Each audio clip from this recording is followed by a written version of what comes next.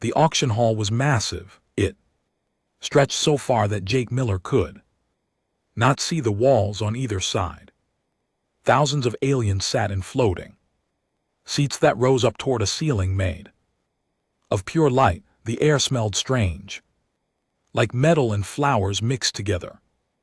Jake stood on the stage with chains around his wrists, trying to keep his face calm. 3 weeks ago he had been a Marine working security on a mining ship. Then the slavers came. They killed half his crew and took the rest. Now he stood here in the center of the galaxy, being sold like cattle. The auctioneer was a creature with too many arms and a voice that buzzed like angry bees. It spoke in a language Jake did not understand, but a small device in his ear translated everything. Next item. A human male, young, healthy, from a newly discovered world called Earth. Laughter rippled through the crowd. Jake had learned quickly that humans were a joke to most aliens. They thought Earth people were weak, stupid, and boring.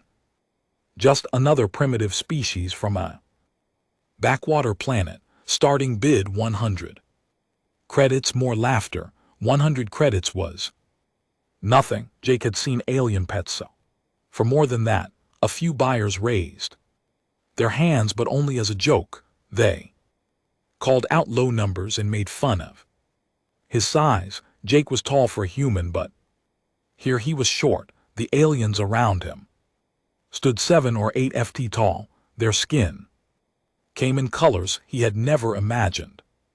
Blue, silver, deep purple. Their eyes glowed. Their bodies moved in ways that seemed impossible. Jake kept his eyes forward. He would not give them the satisfaction of seeing his fear. High above the crowd in a private viewing box, Princess Han Park watched with curious eyes. She was a Celestine, one of the most powerful species in the galaxy. Her skin was pale blue like the sky just before sunset. Her hair was silver white and fell past her shoulders. She stood nearly 7 feet tall and wore robes made of fabric that shifted color with every movement. Hyan was bored. She had come to this auction because her father wanted her to select a personal guard. All Celestine nobles had them, but every warrior she had seen today was the same. Big, strong, predictable. She could read their minds with ease, see every thought and intention. There was no mystery, no challenge. Then she looked at the human on the stage. He was small in browns, skinned with short dark hair and hard eyes. His body was covered in scars, old wounds that told stories she could not hear, because when she reached out with her mind she felt nothing. Han sat up straight. That was impossible. She could read the thoughts of any living creature. It was the gift of her people, but this human was silent. His mind was a locked door. She leaned forward, suddenly interested. On the stage, Jake felt something strange, a pressure in his head, like someone was trying to push through a wall. He had felt it before from other aliens. He did not know what it was, but he knew how to resist. He thought of nothing. He made his mind empty and hard. The pressure stopped. Hyan smiled. Fascinating. The auctioneer was about to move on. No. Serious buyers wanted a human, but then a voice cut through the noise. 5,000 credits. The hall went silent. Every head turned toward the private box where Hune stood. The auctioneer stuttered. Your Highness, did you say 5,000? I did. Han stepped forward so everyone could see her. For the human. Whispers spread through the crowd. Celestine princess bidding on a human. It was absurd. It was embarrassing. Humans were nothing. They lived short lives, had no special powers, and died easily. Why would anyone of noble blood want one? Hune did not care about the whispers. She walked to the edge of her viewing box and looked down at the stage, at the human who stood there with his chin raised, refusing to look afraid. Does anyone wish to bid higher? The auctioneer asked, its voice shaking. Silence. Han raised her hand and pointed at Jake. Her voice rang out, clear and strong, reaching every corner of the massive hall. He belongs to me. The words hit Jake like a punch. He looked up at the alien princess, and their eyes met. She was beautiful in a way that was hard to describe, but more than that, she was powerful. He could feel it coming off her like heat from a fire. He did not know what she wanted. With him, he did not know if this was better or worse than being bought by someone else, but something in her eyes told him this was not the end of his story. It was the beginning. 2 guards came and removed his chains.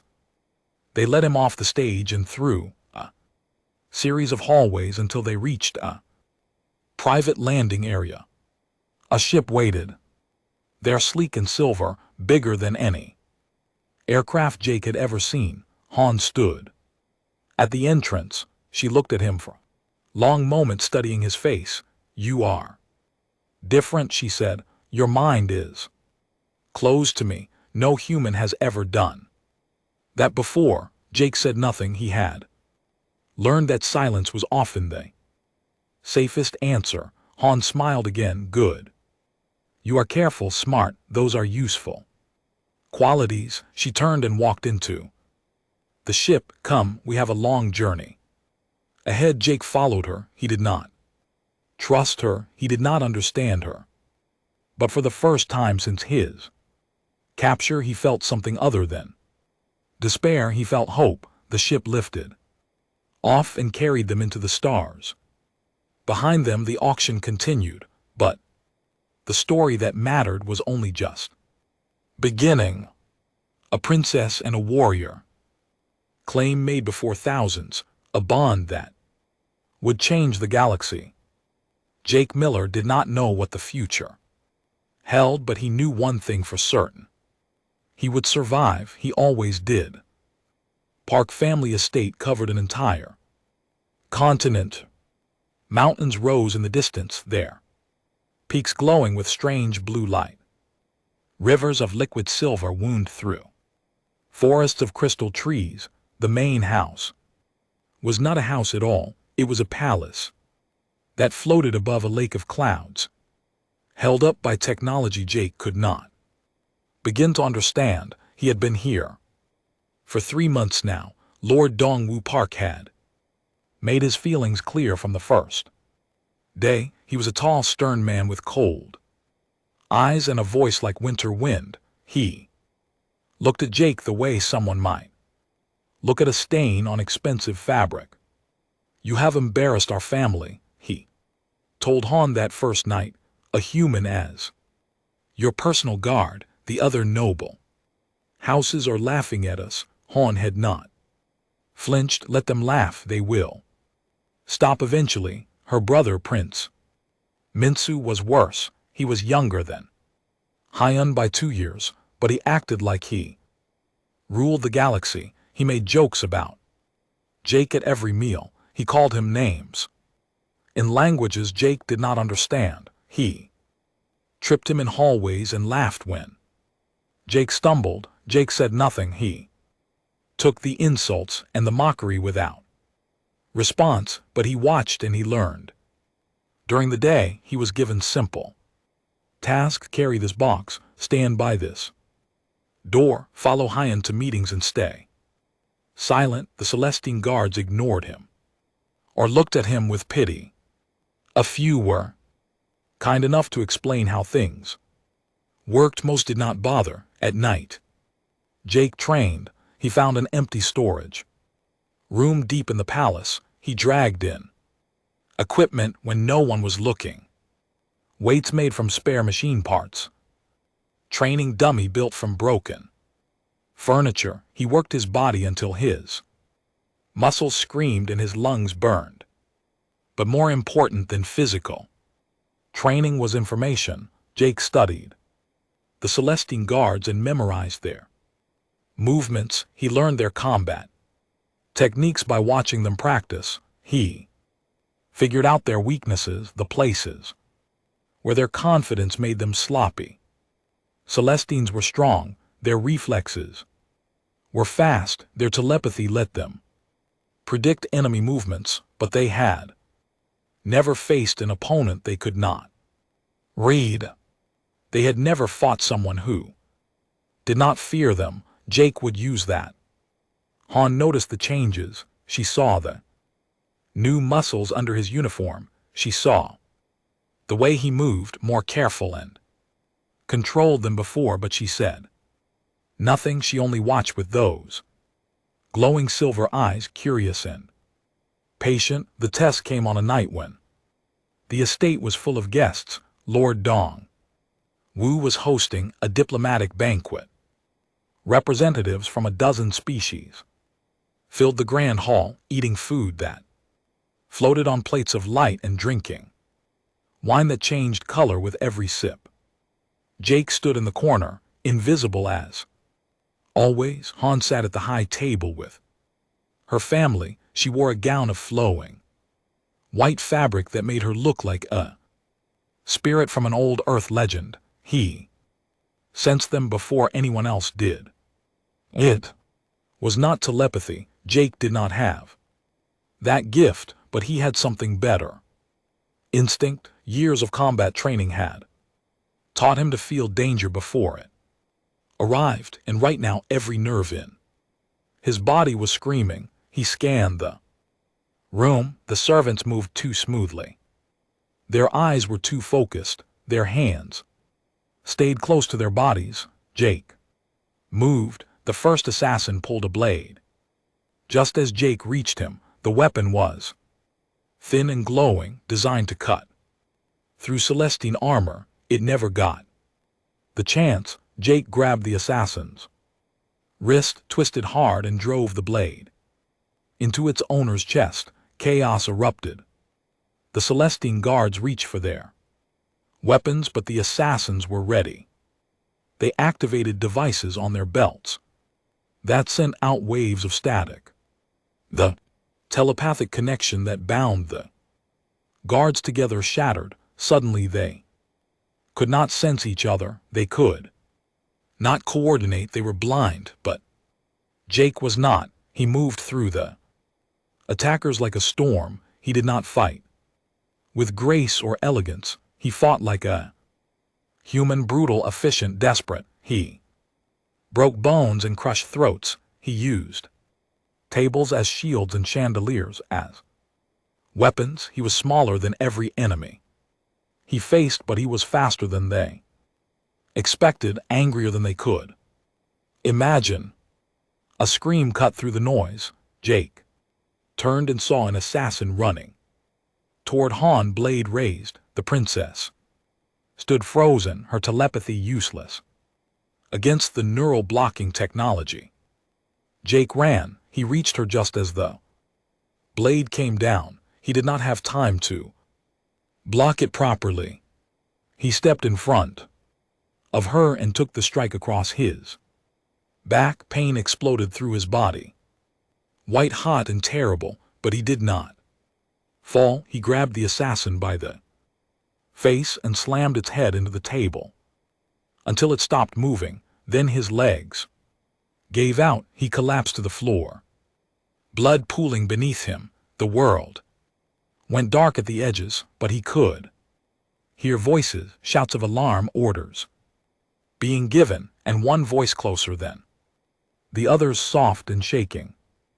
Jake, stay awake. Heian knelt beside him, her white gown stained red with his blood. Her hands pressed against his wound, trying to stop the bleeding. Her silver eyes were wide with something he had never seen in them before.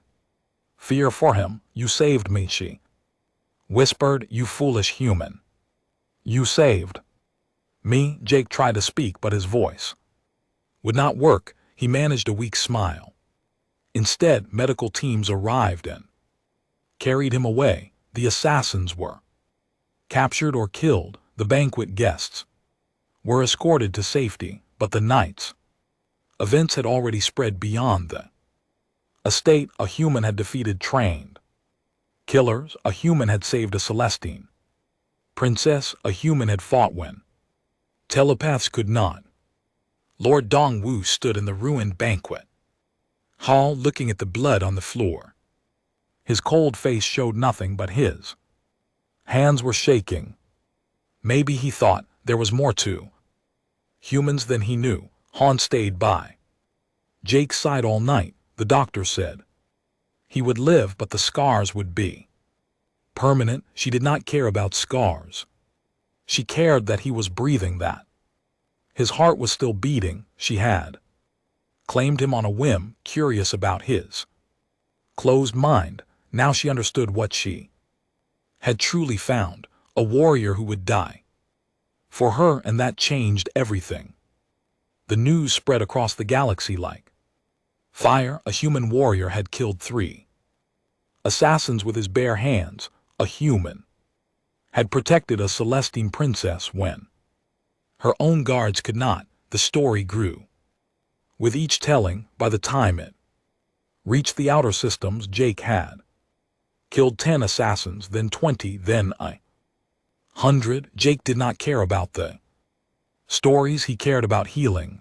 The wound on his back took 2 weeks to close. Celestine medicine was advanced, but human bodies were strange to their doctors. They had to learn as they worked. The scar that remained was thick and ugly, running from his shoulder to his hip, a permanent reminder of the night everything changed. Hune visited him every day. She brought food and books and spent hours talking to him about nothing important.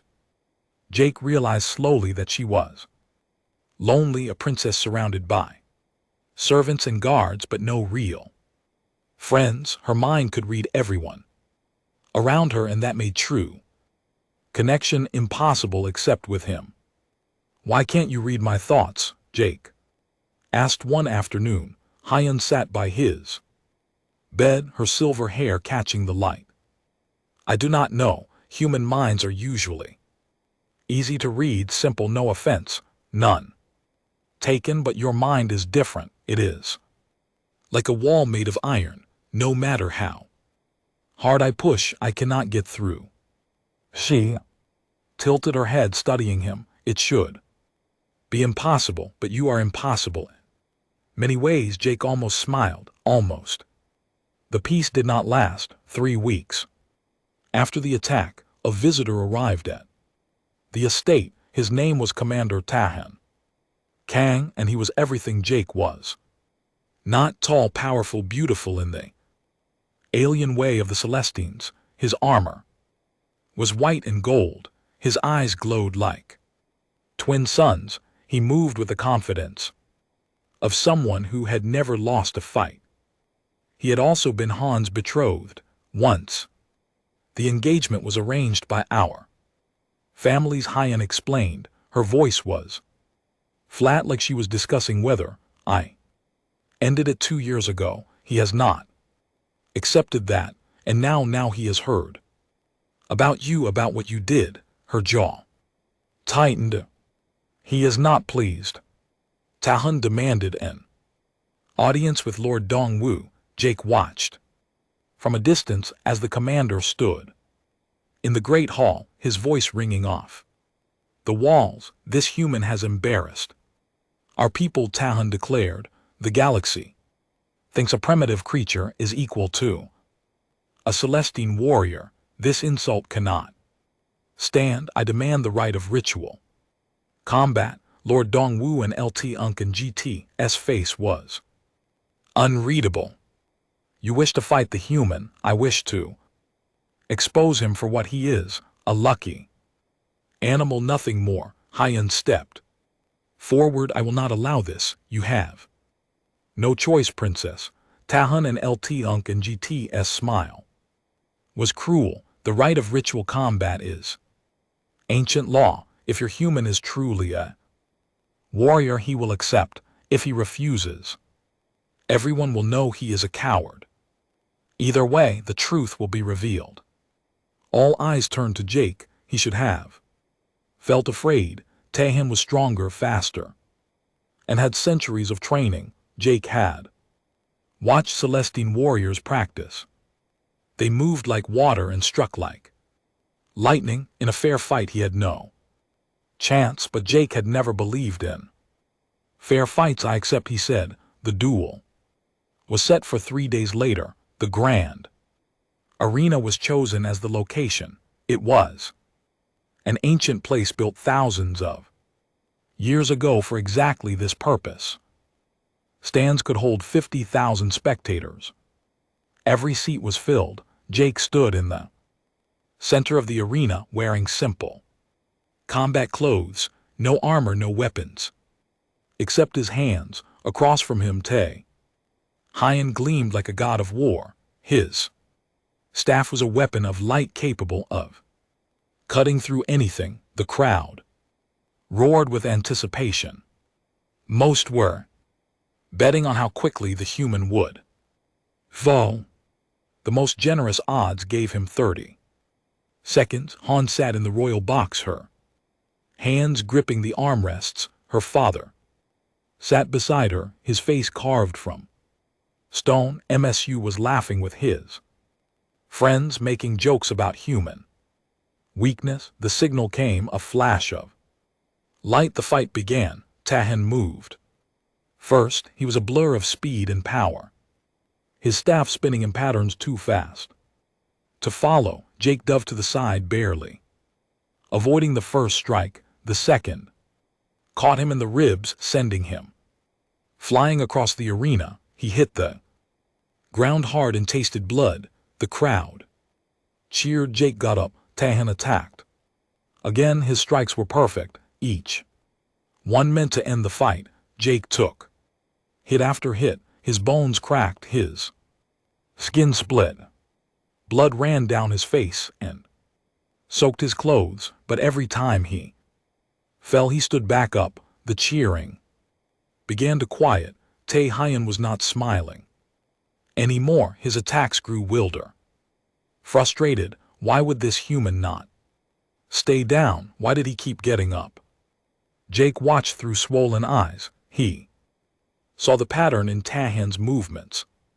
The commander was arrogant. He expected his enemies to fight with honor. He expected them to follow rules. Jake had never followed rules. When Tahan raised his staff for a killing blow, Jake did not block. He stepped inside the attack, took the strike on his shoulder, and drove his forehead into Tahan's face. The commander stumbled back, shocked. No one had ever gotten that close. No one had ever touched him. Jake did not give him time to recover. He attacked with everything he had left, his fists, his elbows, his knees. He did not try to be elegant. He tried to survive. He fought like a wounded animal, desperate and vicious. Tahan's perfect technique crumbled against pure fury. He blocked, retreated, but Jake kept coming, always forward, never stopping. Finally, Jake's fist connected with Tahan's jaw. The commander fell. His staff rolled away from his hand. Jake stood over him, breathing hard, barely able to stay upright. "Yield," he said. His voice was a broken whisper. "Yield." For a long moment, Tahan stared up at him. His face was bleeding. His pride was shattered, but he was still alive. "I yield," he said. The arena exploded. Some cheered, some sat in stunned silence. The impossible had happened. Han ran from the royal box. She pushed through guards and nobles until she reached the arena floor. Jake swayed on his feet, barely conscious. She caught him before he could fall. Then she turned to face the crowd. Her voice rang out clear and defiant. This man is mine. Does anyone else wish to dispute it? No. One spoke. Han raised Jake's bloody hand in victory, and the galaxy watched. 6 months passed. Jake healed. The scars on his body multiplied, but so did his reputation. He was no longer the pet human that Han had bought on a whim. He was the warrior of the arena, the iron mind, the human who would not fall. He trained other guards now. He taught them things they had never considered. How to fight without telepathy, how to use pain as fuel instead of weakness, how to see an enemy's fear and exploit it. Some thought his methods were barbaric. Those who listened became better warriors than they had ever been. Han watched him with new eyes. The curiosity she had felt at the auction had grown into something deeper, something she did not have a name for. Yet she found excuses to spend time with him. Walks through the crystal forests, meals shared in private gardens, conversations that lasted until the stars faded. Jake felt it too, but he kept his distance. She was a princess. He was still technically her property. Some lines were not meant to be crossed. Then the war came. The Void Dominion had been quiet for centuries. They were a species born in the spaces between stars, creatures of shadow and hunger. They had signed treaties with the Galactic Coalition long ago, promising peace. Those promises were lies. The attack began without warning. 12 border worlds fell in a single day. The Dominion fleet was massive, endless waves of black ships that swallowed light. Their technology blocked telepathic communication, cutting the coalition forces into isolated groups. The Celestine military was in chaos. Their entire strategy depended on telepathic coordination. Without it, they were fighting blind. Lord Dongwu summoned Jake to the War Council. It was the first time the old lord had ever asked his opinion on anything. You have fought without telepathy your entire life, Dongwu said. Our soldiers have not. Teach them. Jake shook his head. There is no time to teach everyone. It takes years to build those instincts. He paused, thinking, but I have another idea. The council listened as Jake explained. There were other humans in the galaxy now, survivors of slave ships, workers on mining colonies, soldiers who had been captured and sold. Just like him. What if they were gathered together? What if someone gave them weapons and a mission? Humans do not need telepathy. Jake said, we communicate with hand signals, coded words, pure instinct. We have been fighting wars since before we discovered fire. Let me lead them. Council members looked at each other. The idea was insane. An army of humans, the weakest species in the galaxy, fighting the Void Dominion. Han stood. I support this plan and I will go with them. Absolutely not, her father said immediately. I'm not asking permission.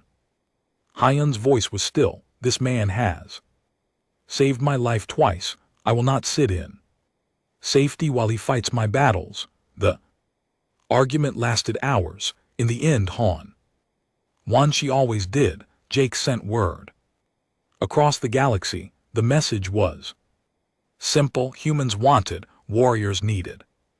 Come fight, come earn your freedom. They came from slave markets and mining pits, from pleasure houses and prison ships. Humans who had been beaten and broken and forgotten. They arrived in stolen shuttles and cargo holds. They arrived with nothing but rage and hope. Jake looked at his army. 300 soldiers. Most had never held a weapon in their lives. They were thin, scarred, scared.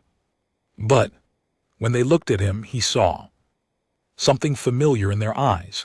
The same fire that had kept him alive. He trained them hard. There was no time for kindness. Every day that passed meant more worlds burned. He taught them to shoot, to fight, to survive. He taught them to trust each other when trust seemed impossible. Han trained beside them. She learned to fight without her telepathy, relying on instinct and observation instead. She earned their respect not through her title but through her sweat and blood. The unit needed a name. Someone suggested the Royal Guard. Jake shook his head. We are not royal, he said. We are the ones nobody wanted, the ones they threw away.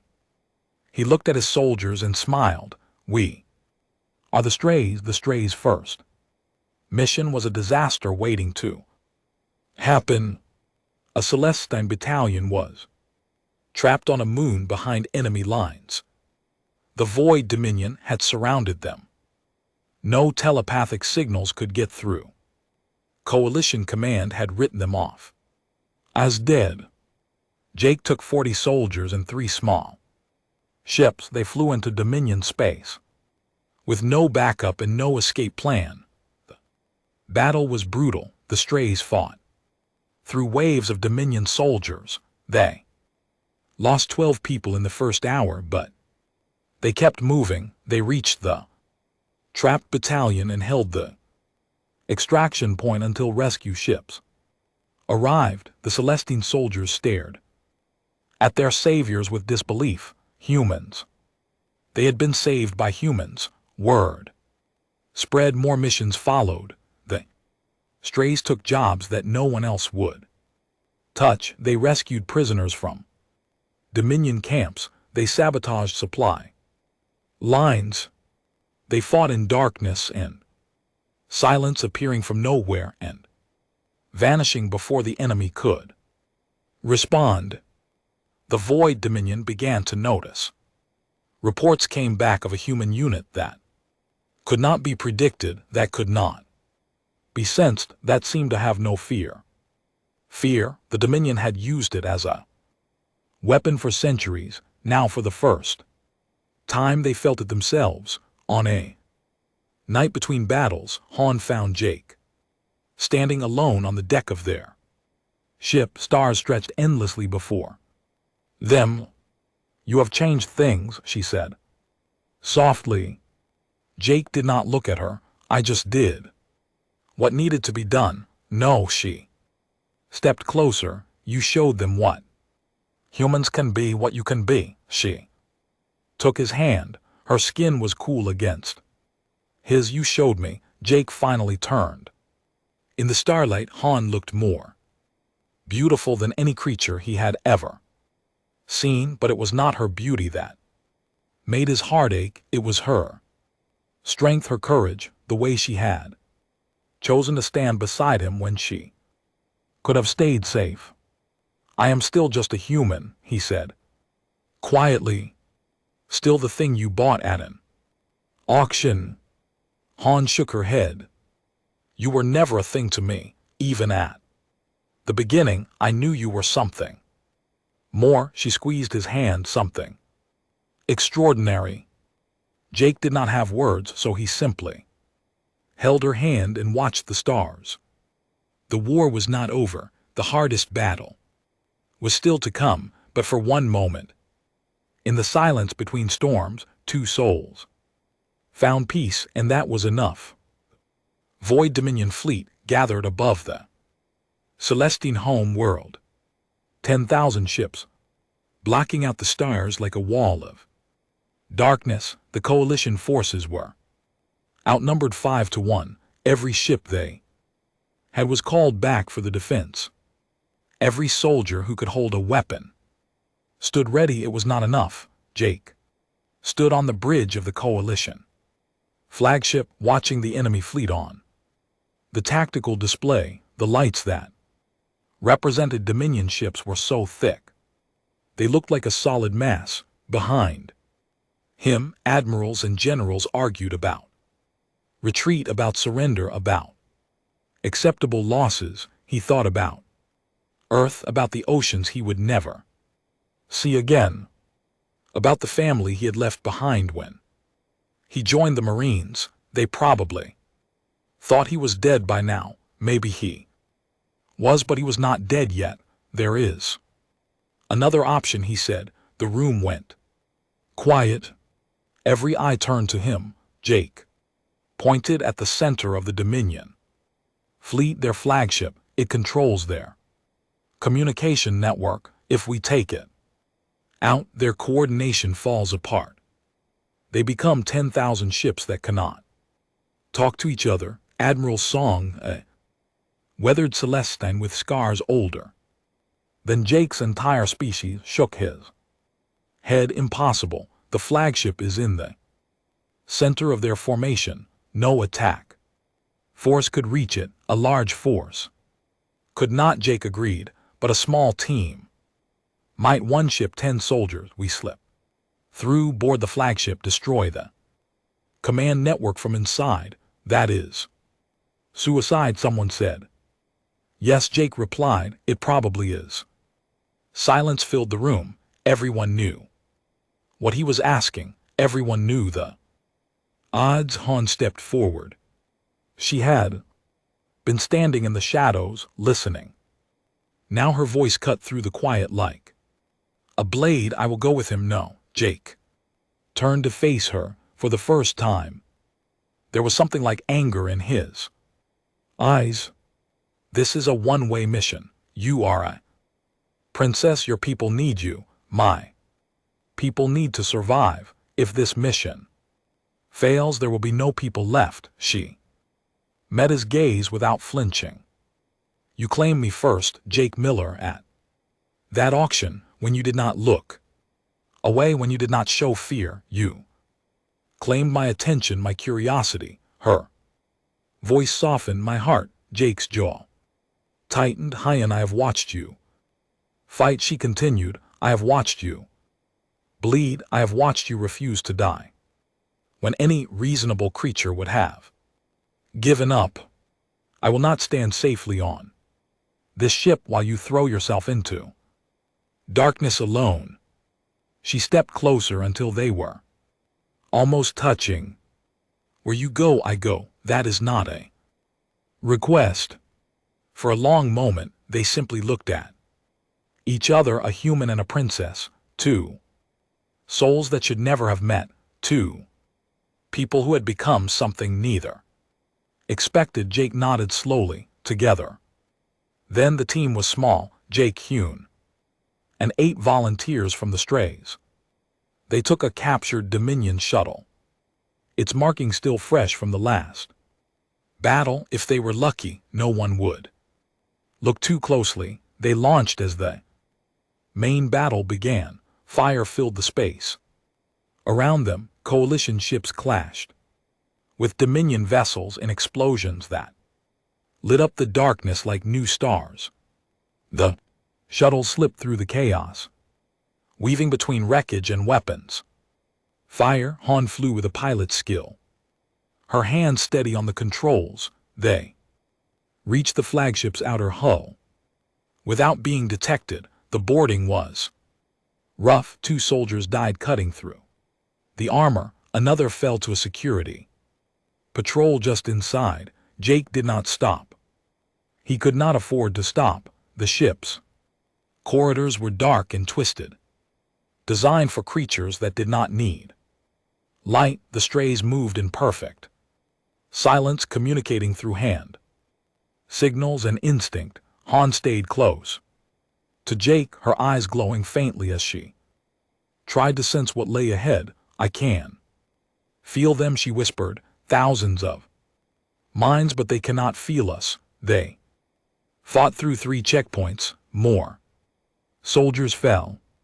By the time they reached the command center, only Jake, Han, and 2 others remained. Private Lisa Brown and Sergeant James Wilson. Good soldiers, brave soldiers. They knew they were not going home. The command center was a massive chamber filled with pulsing organic technology. The Dominion did not use machines like other species. They grew their ships, their weapons, their networks. The heart of the communication system was a living thing, a mass of tissue and light that beat. Like a heart, guards poured in from every entrance, Dominion soldiers, shadows given form with claws that could tear through armor. Go, James said. He raised his weapon and charged toward the nearest group. We will hold them, finish the mission. Lisa followed him. They fought like humans always did, desperate, furious. Refusing to fall, Jake and Han ran for the heart. The living technology tried to stop them. Tendrils of shadow reached out, grabbing at their legs, their arms. Jake hacked through them with a blade he had taken from a fallen enemy. Han used her telepathy to push back, creating walls of mental force. They reached the center. Jake pulled out the explosive charge he had carried since the beginning, enough to destroy the command network, enough to change the battle. But the tendrils were closing in. There was no way out. Ha Yun understood first. She looked at Jake and her eyes were full of tears. There is no time to run, she said. Jake nodded. He had known from the beginning this was always how it would end. He set the timer. 30 seconds. I am sorry, he said. I wanted to give you more time. Han took his face in her hands. Her touch was gentle despite everything. You gave me everything, she whispered. You gave me a reason to hope, a reason to fight. She pressed her forehead to his. Reason to love. The tendrils reached for them, and then light, brilliant, blinding light. It poured through the walls of the command center, burning away the shadows. Jake looked up and saw shapes moving through the fire. Coalition soldiers, Celestine warriors. They had followed the shuttle. They had come. Move, someone shouted. Hands grabbed Jake and Ha Yun, pulling them toward an emergency exit. Behind them, the explosive detonated. The command network screamed and died. Outside, the Dominion fleet fell into chaos. Ships collided, formations broke. Coalition pressed the attack, driving through gaps that had not existed moments before. Jake watched from the medical bay of a rescue ship. His body was broken. 3 ribs cracked, internal bleeding, burns across his arms and chest. The doctors said he should be dead. He told them to be quiet and work. Hyun sat beside him, holding his hand. She had not left since they pulled him from the flagship. Her gown was torn and stained with blood. His and others, she did not care. War was won. The Dominion fleet scattered, retreating into the void. Between stars, the Celestine home world was safe. 3 months later, a peace summit was held. Representatives from every species in the galaxy gathered to witness the treaty signing. Jake stood in the back of the hall, uncomfortable in formal clothes, trying to be invisible. Lord Dongwu approached him. The old Celestine looked tired, but his eyes had changed. There was respect there now, maybe even affection. They asked me, Dongwu said, how the coalition survived, how we defeated an enemy that should have destroyed us. He paused. Do you know what I told them? Jake shook his head. Dongwu gestured toward the gathered crowd. I told them we learned something important, something we had forgotten. He looked directly at Jake. Never underestimate humanity. Hyun appeared at Jake's side. She wore a gown of silver and white, and she looked like a star given human form. She took Jake's hand in front of everyone. In front of her father, the nobles, they representatives of 100 worlds. He belongs to me, she said, her voice clear and proud. Then she smiled, and her smile was warmer than any son Jake had ever known. And I belonged to him. Jake squeezed her hand. He thought about the auction where they first met, about the chains on his wrists and the laughter of the crowd, about all the battles since, all the blood and pain and loss. It had been worth it, all of it, you know, he said quietly. I still do not understand why you chose me that day. Hyun leaned close, her lips brushing his ear. Because, she whispered, you were the only one who was not afraid. Jake smiled. Some things were worth fighting for, some things were worth dying for, and some things, some rare, precious, impossible things, were worth living for. He had found one of those things, and he would never let her go. The end.